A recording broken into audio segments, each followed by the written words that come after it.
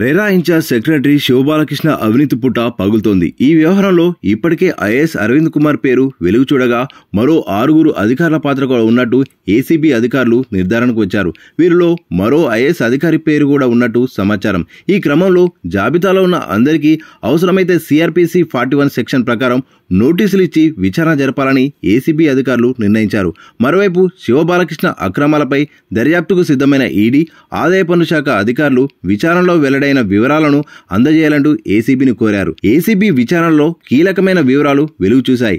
IAS అధికారి అరవింద్ కుమార్ చెప్పిన మేరకే నార్సింగిలో ఎస్ఎస్వి ప్రాజెక్టుకు సంబంధించి 12 ఎకరాల భూమికి అనుమతులు ఇచ్చినట్టుగా శివబాలకృష్ణ వెల్లడించారు.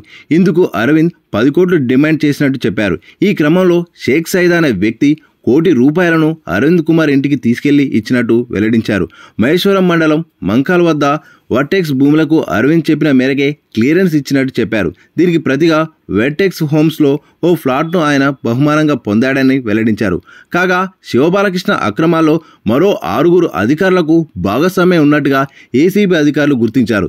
దీంట్లో ప్రభుత్వ హయాంలో ఫుల్లుగా హవా నడిపిన ఓ ఐఏఎస్ అధికారి కూడా ఉన్నట్టు సమాచారం. శివబాలకృష్ణ మంజూరు చేసిన అనుమతుల్లో చాలా వాటిలో హెచ్ఎండిఏలో పనిచేసిన చంద్రయ్య ప్రధాన పాత్ర వహించాడు. ఈ క్రమంలో చంద్రయ్యతో పాటు మిగతా వారిని ఏసీబీ అధికారులు విచారించారని నిర్ణయించారు. అరవింద్ను విచారించేందుకు అనుమతి ఇవ్వాలంటూ ఇప్పటికే ఏసీబీ ప్రభుత్వానికి లేఖ రాసింది. శివబాలకృష్ణకు బినామీలుగా ఉన్న వారిని కూడా అరెస్ట్ చేయాలని ఏసీబీ అధికారులు నిర్ణయించారు.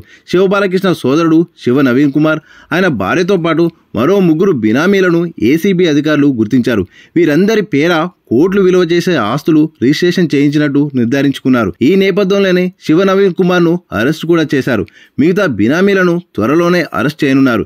ఏసీబీ ప్రత్యేక కోర్టులో శివబాలకృష్ణ బెయిల్ పిటిషన్ ను శుక్రవారం దాఖలు చేశారు. అయితే ఏసీబీ తరపు న్యాయవాదులు ఈ కేసును ఇంకా విచారణ జరపాల్సి ఉందని, ఆయన్ను విడుదల చేస్తే కేసు దర్యాప్తుపై ఆయన ప్రభావం చూపించే అవకాశాలున్నాయన్నారు. దీనిపై శివబాలకృష్ణ తరపు న్యాయవాదులు ఇప్పటికే ఏసీబీ అధికారులు 8 రోజుల పాటు విచారణ చేశారని, బెయిల్ మంజూరు చేయాలని కోరారు.